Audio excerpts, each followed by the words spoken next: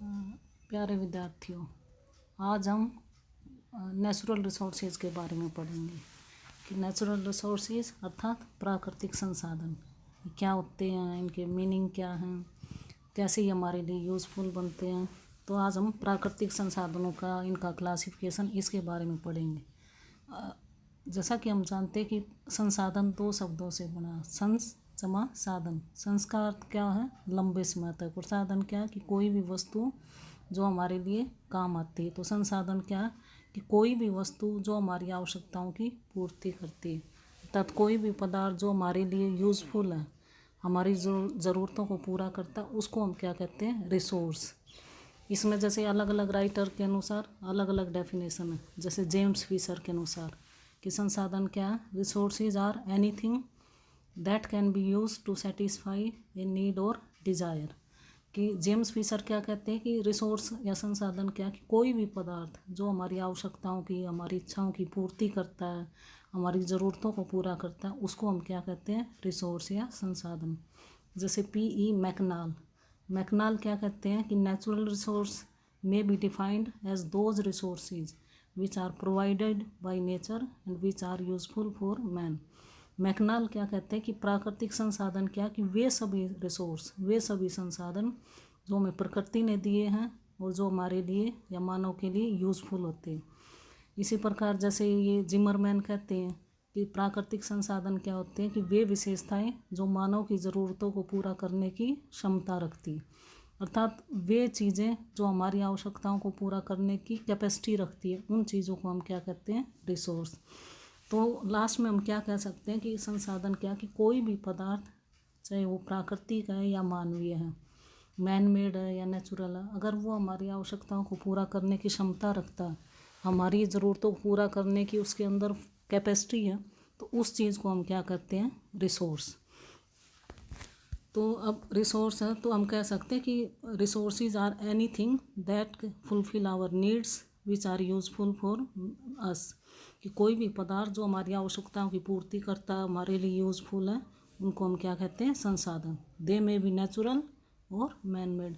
वे प्राकृतिक भी हो सकते हैं या मानव निर्मित भी हो सकते हैं। अब आगे है कि role of resources in economic development. जो हमारा आर्थिक विकास होता है उसमें संसाधन क्या रोल प्ले करते हैं। तो संसाधन हमारे क्या दोनों टाइप के हो गए, जैसे physical and man made. Physical क्या होता है कि जो प्रकृति ने जो चीज़ें हमें दी हैं, जैसे धरातल है, जलवायु है, मिट्टी है, खनिज पदार्थ है, ये क्या, ये हमारी आवश्यकताओं की पूर्ति करते हैं। वाटर है, तो ये क्या है? Natural resource. और मैन मेड क्या हो गया? जैसे एग्रीकल्चर है, ट्रांसपोर्ट है, इंडस्ट्रीज़ हैं, जो हम रोड्स वगैरह हम बनाते हैं, ये हमारी आवश्यकताओं की पूर्ति करते हैं, ये भी। तो ये हमारे लिए क्या है? Man made resource. तो इसमें क्या कि किसी भी देश के आर्थिक विकास में संसाधन कितने इम्पोर्टेंट हो, कोई भी देश है उसका विकास किसके ऊपर डिपेंड करेगा? उसके पास कितने रिसोर्स हैं। जैसे जो देश जितना ज़्यादा समृद्ध होगा, जिसके पास ज़्यादा उपजाऊ भूमि होगी, फर्टाइल लैंड होगी, तो वो एग्रीकल्चर में ज़्यादा डेवलप मिलेगा। जिस एरिया के पास, जिस कंट्री के पास खनिज पदार्थ ज़्यादा होंगे तो वहाँ इंडस्ट्री ज़्यादा लग सकती हैं। जैसे यूरोपियन देश हैं, इंग्लैंड, फ्रांस, जर्मनी, तो इन देशों में क्या, पहले जैसे ये इंडस्ट्रियल रिवॉल्यूशन वहीं पे आया था, तो उन देशों के पास रिसोर्सेज ज़्यादा थे, मिनरल्स वगैरह, कोयला, पेट्रोलियम, तो इसलिए वहाँ पे इंडस्ट्रीज़ ज़्यादा लगी थी। लेकिन कुछ देश ऐसे जिनके पास रिसोर्स ही नहीं है, तो उनका जो विकास है वो थोड़ा पीछे रह सकता है। तो इसमें क्या कि अगर जिन देशों के पास जितने ज़्यादा रिसोर्स हैं, उतना ही उनका जो इकोनॉमिक डेवलपमेंट, आर्थिक विकास है, वो ज़्यादा हो सकता है।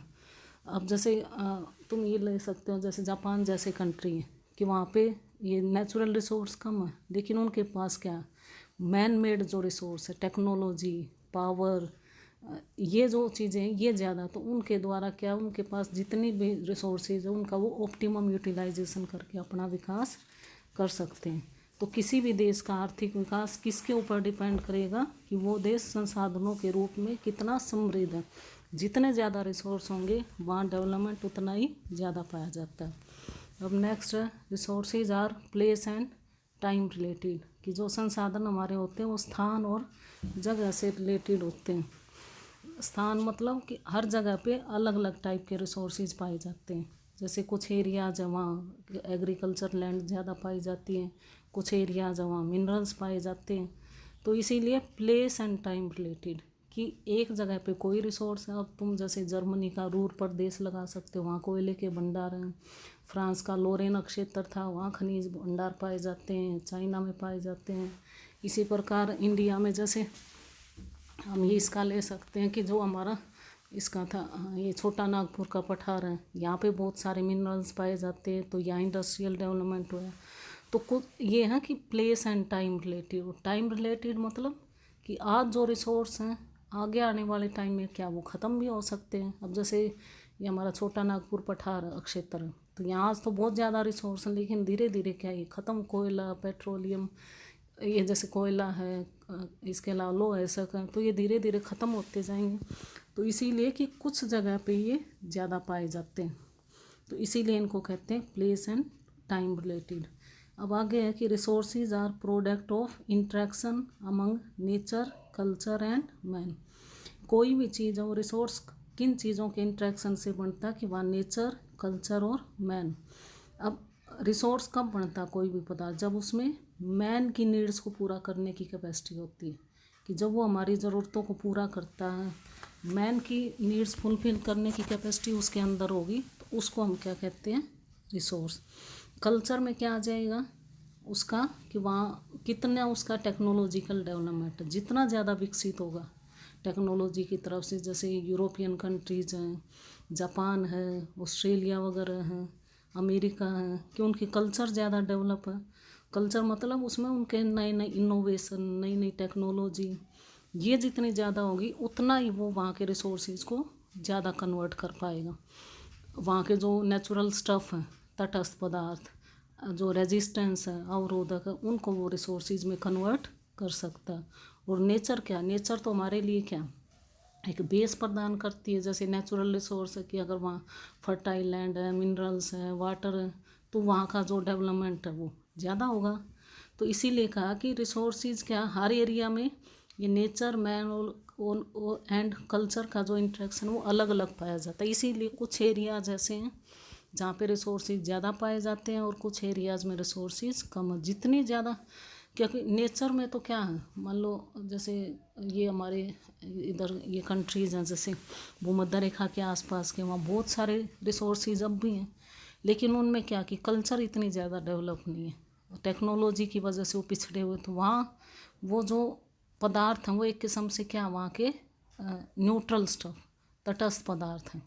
लेकिन जो विकसित देश हैं वो अपने सारे जो पदार्थ हैं, चाहे वो अवरोधक हैं या जो तटस्थ पदार्थ, उन सब को अपनी टेक्नोलॉजी का प्रयोग करके, अपनी नई नई विधियों का प्रयोग करके उनको रिसोर्सेज में कन्वर्ट कर सकते हैं। और मैन में क्या उसका मैन पावर, मैं उसकी कुछ एरिया ऐसे कि वहाँ मान लो बहुत सारे पदार्थ हैं, लेकिन मैन पावर ही नहीं है कि उनको यूज़ कर सके, तो भी वो पदार्थ हमारे लिए रिसोर्स नहीं बन सकते। तो इन तीनों के इंट्रैक्शन से वहाँ पे रिसोर्सेज बनते हैं। नेक्स्ट है हमारा कि क्लासिफिकेशन ऑफ रिसोर्सेज। अब जो रिसोर्सेज हैं जैसे उनको हम अलग अलग कैटेगरीज में बांट सकते हैं। सबसे पहले classification on basis of continuity and eventually to use, कि उपयोग की निरंतरता, कि वो जो रिसोर्स हम यूज़ कर रहे हैं वो एक बार यूज़ कर रहे हैं या उसको बार बार यूज़ कर रहे हैं, इसके बेस पे हम रिसोर्सेज को 3 कैटेगरी में बांट सकते हैं। फर्स्ट है इनएग्जॉस्टिबल और renewable resources, second non renewable और एग्जॉस्टिबल, और तीसरे हमारे साइक्लिक। अब फर्स्ट है इनएग्जॉस्टिबल, या इसको क्या बोलते हैं, असमाप्य, और रिन्यूएबल कि नवीकरण योग्य। तो इनएग्जॉस्टिबल क्या कि वे पदार्थ जो कभी भी ख़त्म नहीं हो सकते, जिनका समय के साथ पुनः नवीकरण हो सकता है। जैसे कि अगर पेड़ हैं उनको हम जड़ से ना काटे, ऊपर से काट लें तो कुछ टाइम के बाद क्या वो पेड़ दोबारा आ जाएगा। तो इसीलिए इस टाइप के जो रिसोर्स हैं वो कभी भी ख़त्म नहीं हो सकते। तो जैसे ये है वन्य प्राणी है, पवन है, जल है, सौर ऊर्जा, ये चीज़ें कभी भी ख़त्म नहीं हो सकती। तो ये हमारे लिए क्या इनएग्जॉस्टिबल रिसोर्स। दूसरे हैं नॉन रिन्यूएबल और एग्जॉस्टिबल, एग्जॉस्टिबल क्या होगी, समाप्त है। नॉन रिन्यूएबल, अनवीकरण योग्य, कि वे रिसोर्स जो ख़त्म हो सकते हैं, कि अगर हम उनका सही ढंग से प्रयोग नहीं करेंगे तो कुछ टाइम के बाद वो ख़त्म हो जाएंगे, तो उनको हम बोलते हैं एग्जॉस्टिबल। नॉन रिन्यूएबल मतलब उनको दोबारा हम प्रयोग नहीं कर सकते। तो जैसे एक अब इसमें है, जैसे कोयला है, प्राकृतिक गैस है, खनिज तेल है, ये चीज़ें क्या कि एक बार में ही यूज़ होके ख़त्म हो जाती है, हम इनको दोबारा प्रयोग नहीं कर सकते। तो ये क्या हमारे लिए एग्जॉस्टिबल या समाप्त संसाधन। तीसरे हैं साइक्लिकल रिसोर्स, चक्रीय संसाधन। चक्रीय क्या होते हैं, जिनको प्रयोग के बाद भी हम दोबारा प्रयोग में ला सकते हैं। जैसे जल है, उसको हमने कपड़े धोने के लिए किसी दूसरे काम में यूज़ किया, फिर वो जो मान लो गंदा पानी हो उसको किसी और काम में हम यूज़ कर सकते हैं, तो वो हमारे साइक्लिकल। ऐसे ही जैसे हमारे मिनरल्स हैं, जैसे ये तुम्हें लगा लो लोह धातु है, कि लोहे की जो चीज़ें बनी हुई हैं उनको पिघला, पुरानी होगी तो उसको जैसे रद्दी में बेच दिया, दोबारा पिघला के वो फिर यूज़ कर सकते हैं। इसी प्रकार जैसे ये सोना चांदी, ये जो धातुएं हैं, इनको हम बार बार यूज़ कर सकते हैं, तो ये हमारे क्या साइक्लिकल रिसोर्स। तो ये तो था हमारा कि उस रिसोर्स को हम एक बार प्रयोग करते हैं या बार बार। अब है classification resource on basis of origin, कि उनकी उत्पत्ति कैसे हुई, इसके आधार पर हम उनको दो पार्ट्स में बांट सकते हैं, बायोटिक और कार्बनिक रिसोर्स, और दूसरे नॉन बायोटिक और नॉन कार्बनिक रिसोर्स। बायोटिक क्या है, जैविक संसाधन, कि जिनका निर्माण सजीव चीज़ों से हुआ। तो इसमें क्या, सभी प्रकार के पेड़ पौधे, सभी प्रकार के जीव जंतु, मत्स्य, समुद्री जीव, मानव, ये सारे क्या कि जो सजीव चीज़ों से बने हैं, तो वे पदार्थ क्या हमारे क्या कहलाते हैं, बायोटिक रिसोर्स। तो इसमें हमारे सारे यही आ जाए, सभी प्रकार के एनिमल्स, प्लांट्स और जीव जंतु वगैरह ये चीज़ें। अब दूसरे हैं नॉन बायोटिक या नॉन कार्बनिक, कि निर्जीव, इनको हम निर्जीव चीज़ें कहते हैं, निर्जीव संसाधन। जैसे अब धरातल है, भूमि है, मिट्टी है, खनिज पदार्थ है, सोना चांदी लोहा, ये सारी चीज़ें क्या, इनमें जीवन नहीं पाया जाता, तो ये हमारे क्या नॉन बायोटिक या अजैविक संसाधन। इनमें से कुछ तो है जो ख़त्म हो सकते हैं, जैसे ये खनिज पदार्थ है, अगर मान लो एक साइक्लिक के अगर हम साइक्लिक रूप में यूज़ करते, लेकिन कुछ टाइम के बाद क्या वो भी कम होते जाएंगे। लेकिन कुछ ऐसे हैं समाप्य हैं, लेकिन उनका नवीकरण हो सकता है, जैसे मृदा है, वायु, मिट्टी है, उसकी उपजाऊ शक्ति चली गई, लेकिन कुछ टाइम तक हम उसको छोड़ देते हैं तो उसके अंदर फिर क्या उसकी फर्टिलिटी दोबारा आ जाएगी, तो वो हमारे, तो ये हमारे क्या कहलाते हैं, नॉन बायोटिक और नॉन कार्बनिक रिसोर्स।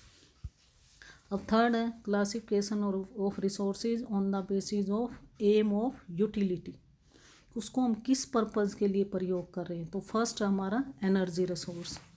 एनर्जी रिसोर्स क्या आएगा, कि वे पदार्थ जो हमारे एनर्जी के काम आते हैं, जैसे उद्योग धंधों में, एग्रीकल्चर में, ट्रांसपोर्ट में, कि जो मशीनों के ऊपर बहुत से काम हमारे निर्भर रहते हैं, तो उन मशीनों को चलाने के लिए जिन साधनों का हम प्रयोग करते हैं वो हमारे क्या कहलाते हैं, एनर्जी रिसोर्स। तो इसमें क्या, जैसे पहले लकड़ी थी, कोयला था, आज के टाइम में क्या जैसे पेट्रोलियम, प्राकृतिक गैस, जल विद्युत, सौर ऊर्जा, टाइडल एनर्जी, भूतापीय ऊर्जा, विंड एनर्जी, ये सारे हमारे क्या एनर्जी रिसोर्सेज हैं।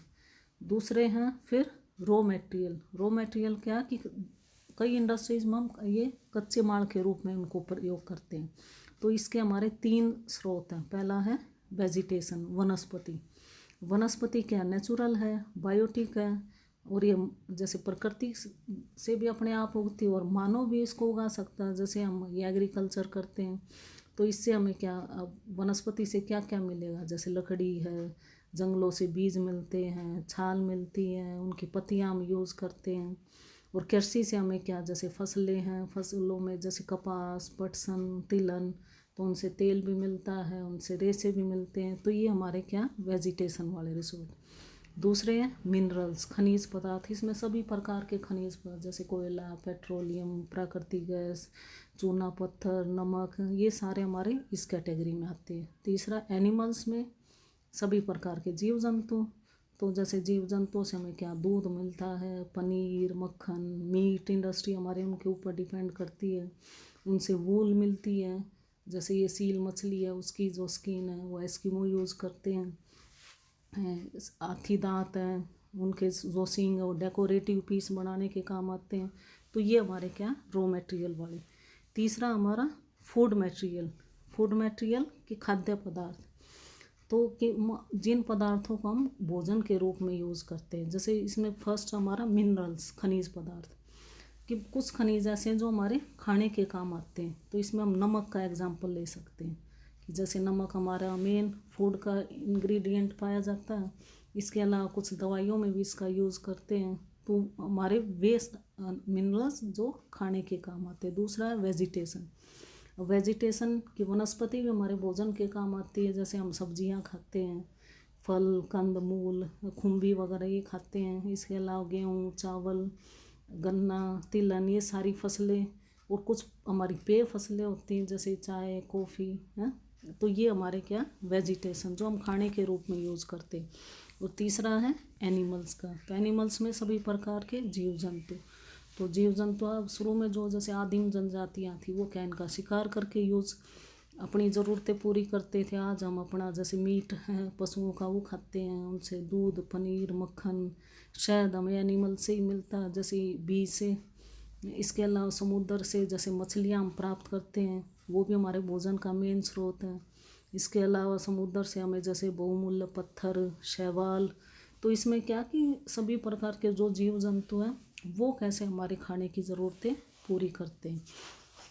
तो ये है। तो इस चैप्टर में हमने पढ़ा कि एक तो रिसोर्स क्या होते हैं, कि कोई भी पदार्थ जो हमारी आवश्यकताओं की पूर्ति करते हैं तो उनको हम रिसोर्स कहते हैं। ये प्राकृतिक भी हो सकते हैं और मैन मेड भी। उसके बाद हमने इसका कि अलग अलग बेसिस पे हम इनका क्लासिफिकेशन कर सकते हैं।